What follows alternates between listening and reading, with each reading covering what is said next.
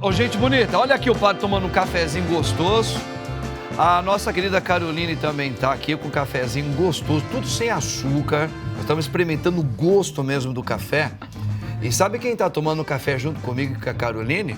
A doutora Raquel, que ela é endocrinologista e ela tá tomando um cafezinho sem açúcar também. Doutora Raquel, boa tarde. Tudo bom? Boa tarde. Olha aqui, nós convencemos a Keira a tomar o cafezinho com a gente sem o açúcar. Não é gostoso? Eu acho uma delícia. A gente sente a verdade do café. É isso aqui, né? É porque o açúcar, ele mascara o sabor dos alimentos. Mascarado, ele é mascarado mesmo. Por isso fala, mascarado vem daí, porque ele mascara. Vamos aproveitar a nossa querida doutora Raquel, né? Que ela tá aqui. E agora nós vamos entrar também já num outro assunto. Tá? Que é um VT, para vocês entenderem qual é a participação da doutora aqui também, junto conosco. Dá uma olhadinha. É comum que, ao buscar por uma melhora na forma de se alimentar, a dieta restritiva surja como uma alternativa. Esta é aquela que incentiva o indivíduo a deixar de consumir algum macronutriente, tais como carboidratos, gorduras e proteínas, componentes da alimentação que são fundamentais para o corpo humano. Em outros casos, o processo ainda é mais radical, tais como as dietas líquidas, das papinhas de bebê e das frutas, em que se sugere que sejam feitas apenas a ingestão desses tipos de alimento. Existem ainda as chamadas dietas zero, que sugerem que a pessoa fique períodos da semana sem se alimentar. Porém, apesar das dietas restritivas levarem à perda de peso, isso não acontece de maneira saudável. Na maioria dos casos, a perda de peso é decorrente da perda de massa muscular, e não de gordura, além da perda de água. Além disso, diversos problemas como dificuldades para dormir, dores de cabeça, desmaios, irritabilidade, cansaço, tontura, queda de cabelo, alterações no ciclo menstrual e anemia podem surgir. É preciso muito cuidado na hora de se escolher uma dieta. Por isso, acompanhe agora o nosso papo e saiba mais. Tá vendo, gente? Agora, então, eu já vou fazer uma pergunta aqui para a doutora Raquel, e aí a Caroline também pode entrar no nosso papo gostoso.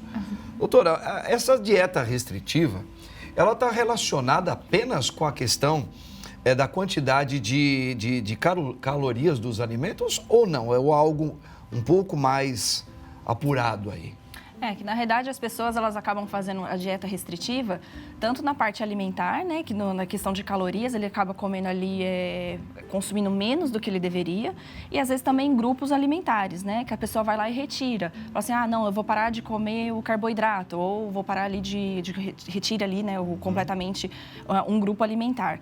Mas o ruim de ser a dieta restritiva, né, que é o que a gente precisa para a questão do emagrecimento, é o déficit calórico, a gente consumir, né, menos ali do que a gente gasta, né? Então, assim, e aí todo o trabalho que eu faço ali, eu faço junto com a nutricionista acompanhado, por quê?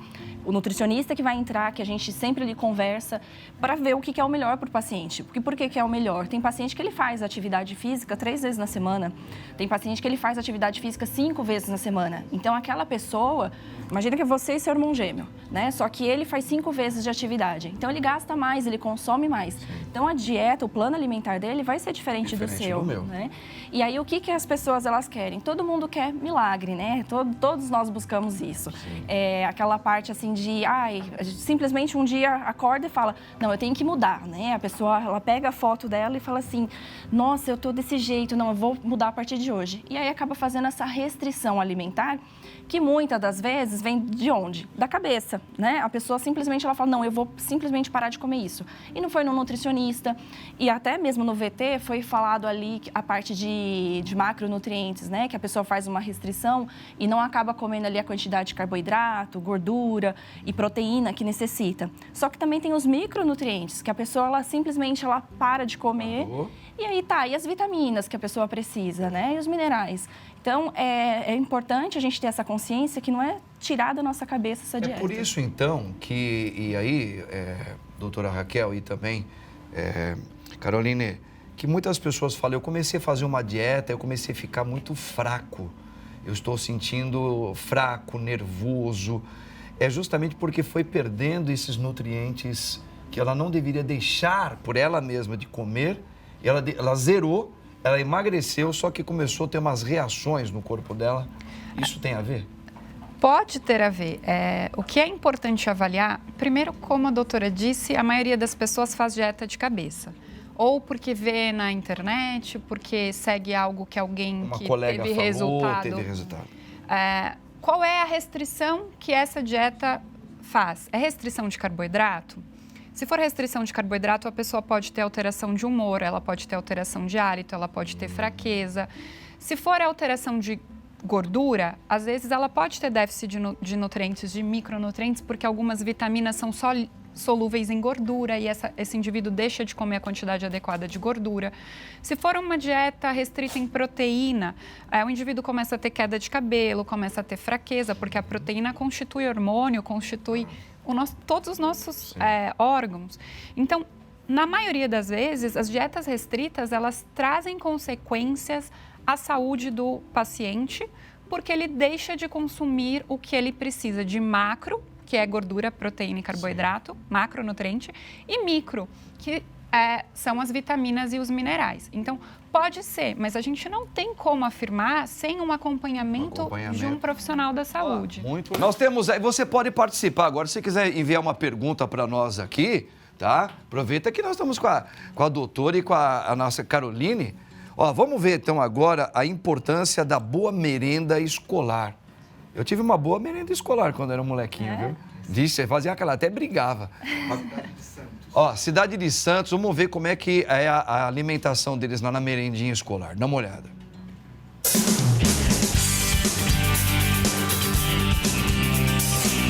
O cardápio da alimentação escolar da Prefeitura de Santos, ele é elaborado por uma equipe composta por 13 nutricionistas, respeitando o hábito alimentar dos alunos e sempre levando em consideração as necessidades nutricionais para cada idade, para cada faixa etária. Os cardápios eles são compostos de 2 refeições para os alunos que permanecem meio período na escola, 3 ou 4 refeições para os alunos de período integral.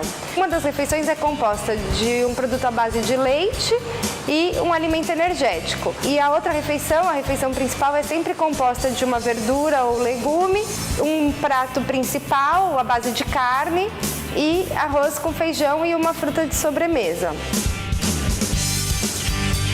As cozinheiras são treinadas com uma capacitação feita pelas nutricionistas e os nutricionistas visitam semanalmente todas as escolas para acompanhar o preparo dessas refeições, que sempre é feito com muito carinho, muito cuidado. E aí a gente aproveita também para sugerir, né, que esse cuidado, esse zelo com a alimentação seja estendido para a família, na casa das crianças, evitando frituras, salgadinhos, doce, bebida com muito açúcar, tipo refrigerante, suco de pacotinho, as bolachas recheadas que as crianças costumam sempre pedir, para que a gente continue esse trabalho. Meu Deus, a Prefeitura de Santos, ó, parabéns, hein? E olha que eu ainda achei, Barba, que na minha época, na escola aqui em São Paulo, a gente tinha uma merenda super saudável. Já vi que não. A cidade de Santos é diferente mesmo, hein, padre? É? É diferente em tudo, hein? Olha aí, a cidade de Santos está batendo aí grandes recordes de nutricionismo. Como é que é? Como é que fala? De nutrição, Segurança né? alimentar. Segurança alimentar. Ô, Caroline, que legal, que bacana. Olha, eles comem ali a merenda para as crianças, é super saudável mesmo, né? Sim, para muitas crianças a refeição e a merenda é a única refeição do dia, dependendo de quantas vezes a criança, de quanto tempo a criança permanece na escola. Então, é importante que o governo tenha essa preocupação de oferecer alimentos de qualidade. Arroz e feijão nós vimos ali. De qualidade nutricional, porque muitas vezes é a única oportunidade de comer de fato alimento, né? De comer alimento, comida de verdade. Agora, ô Raquel, doutora, eu, por exemplo, eu tenho um problema de tireoide, né? Eu tenho hipertireoidismo. É muito difícil de tratar, porque quando os médicos pensam que vão me dar alguma coisa, eles veem que está tudo paradinho, mas ela está lá. Meu existe. Então, a pergunta é a seguinte, aí entra de novo, eu preciso fazer uma alimentação balanceada, Mas nem tudo, para mim, eu posso. Por exemplo, já me falaram que a questão de alguns tipos de peixes de água salgada, eu não posso. Já falaram que até banana, que eu amo banana, eu tenho que evitar porque mexe com o meu metabolismo, que o meu metabolismo é mais acelerado. Só que eu não tenho problema para emagrecer. Engraçado isso, né?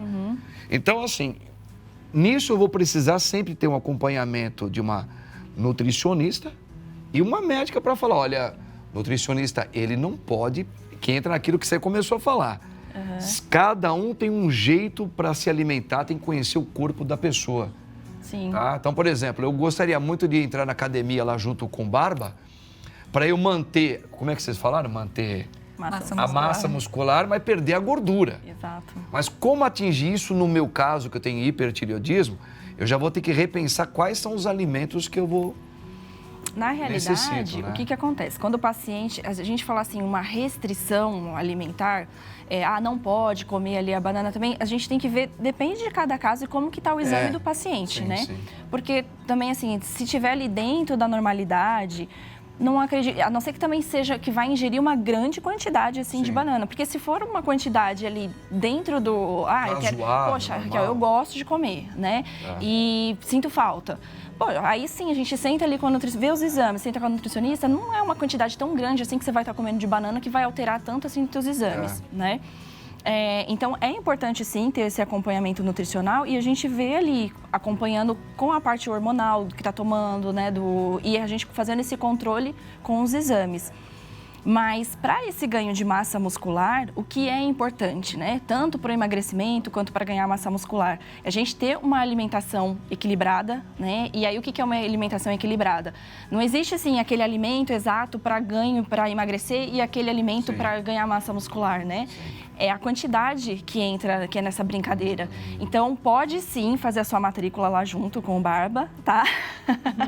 E aí o que vai fazer? A gente vai fazendo esse controle, né, com os exames e a parte dela com a alimentação, né? Saber o quanto de caloria, porque até mesmo lá na consulta, a gente faz ali a bioimpedância, que é o aparelho que a gente verifica ali percentual de gordura, massa muscular.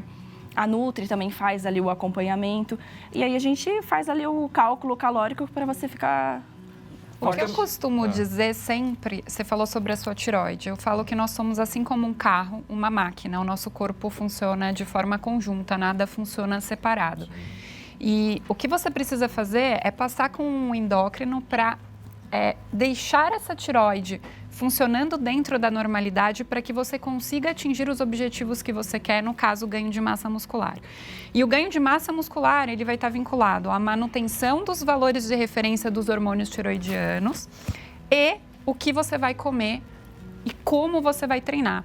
Além de como você vai dormir, de como você vai se hidratar. Eu durmo muito mal, eu acho que está correlacionado com o meu hipertireoidismo. Eu tenho muita dificuldade para dormir. Então, se você não ajustar essa questão do seu hipertireoidismo, que é manter os hormônios tiroidianos dentro da normalidade, você vai ter dificuldade, às vezes, para emagrecer, às vezes, para ganhar massa muscular. Então, o primeiro ponto para quem busca emagrecer, ganhar músculo, antes de sair fazendo dietas restritivas, é fazer um check-up para avaliar como estão os exames laboratoriais, os valores bioquímicos, para que então você, com a ajuda profissional, tenha um direcionamento de forma que você consiga chegar no resultado que você quer. Senão você pedala e não sai do lugar. Vai ficar que nem o Robinho, né? Ó, nós temos uma pergunta aí, acho que é bem legal. Tá lá tá aí, ó. Solta o VTzinho pra gente ver, dá uma olhadinha. A combinação tipicamente brasileira, o arroz e o feijão, faz bem para a saúde? Doutora Raquel, essa combinação, que é bem típico da nossa cultura, faz bem para a saúde? Faz, até um alimento acessível para nós, né? Que nem nós vimos ali na alimentação ali de Santos. Prefeitura de Santos. Ter ali o arroz, o feijão, é uma alimentação básica que nós temos e que um acaba completando o outro, né? São o casadinho, né, Carol? Na verdade, são aminoácidos, o que tem no feijão não tem no arroz e o que tem de aminoácido que o nosso corpo precisa, que é um aminoácido essencial, não tem no feijão. Então, quando você faz a combinação, você consegue garantir a ingestão desse aminoácido que tem que vir do alimento, que o nosso corpo não produz, por uma combinação simples e saborosa, né? Então, faz bem, sim. Fácil. Que legal. O que é importante é olhar o que vai estar associado a esse arroz com feijão. Então, é importante colocar ali verdura, legumes, uma proteína, uma fonte proteica, que pode ser um ovo, pode ser uma carne. É importante, além do arroz e o feijão, que é uma combinação excelente, e outras leguminosas, como grão de bico, lentilha, que também é interessante. Olhar o que você vai pôr para compor o prato. Não adianta pôr arroz, feijão e fritura, batata frita. Porque às vezes acaba acontecendo isso, né? Fica o arroz, o feijão e a batata frita. Agora, o Barba ali fez uma pergunta para nós, aqui que não deu para ouvir, mas o Barba, ele gosta muito de um bom vinho. Um bom vinho. Então, para quem pode beber, quem sabe beber, a pergunta também é essa. Uma alimentação balanceada, todos os dias a pessoa pode tomar uma taça de vinho, doutora? É saudável? É saudável. Ou depende também muito, claro, desses... A questão clínica da pessoa, não sei. A pessoa tem paciente que eles falam, eu gosto de tomar uma taça de vinho. Tem um casal que os dois, eles gostam, né? De tomar ali uma taça de vinho. Aí você vai perguntar, vai fazer essa restrição? Então, o que a gente acaba fazendo? Vendo ali ao longo do dia, qual que é a quantidade de caloria que ele consome, né? Se pode entrar essa coisa, porque bebida também é calórico, né? Sim. Então, assim, não é porque é o vinho, que é o líquido ali, que você não vai contar como uma caloria. Então, se está ali dentro desse plano, né, da quantidade de calorias que ela pode ingerir durante o dia, pode sim.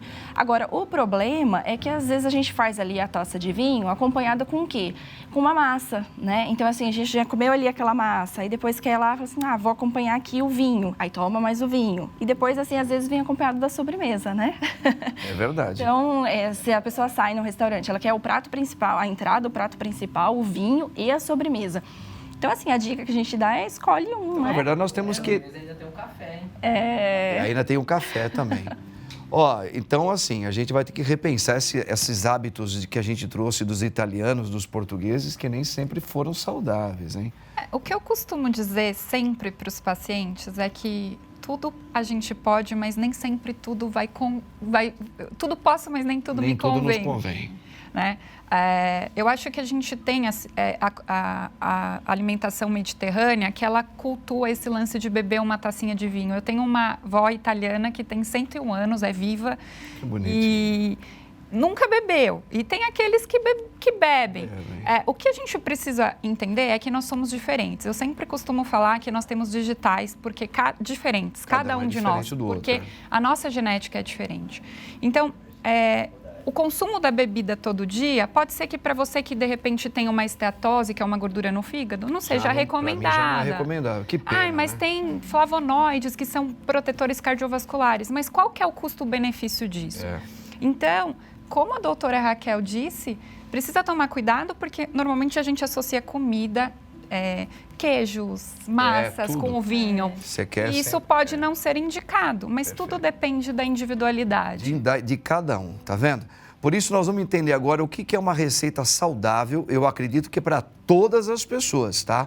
Para o palmeirense, para o corintiano, para o São Paulino, para quem não torce para time nenhum. Essa aí, dá uma olhada. Você vai precisar de 2 batatas doces, 1 ovo, meia xícara de farinha de aveia, sal a gosto.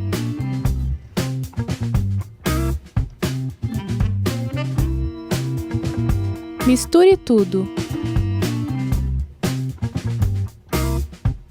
Faça bolinhas com as mãos e depois amasse. Com um canudo, faça os olhos. E com uma colher, faça o sorriso.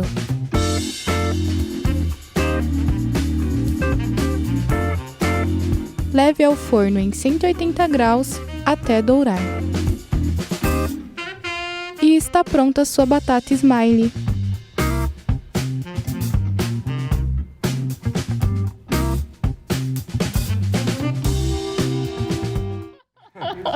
Olha aí que delícia.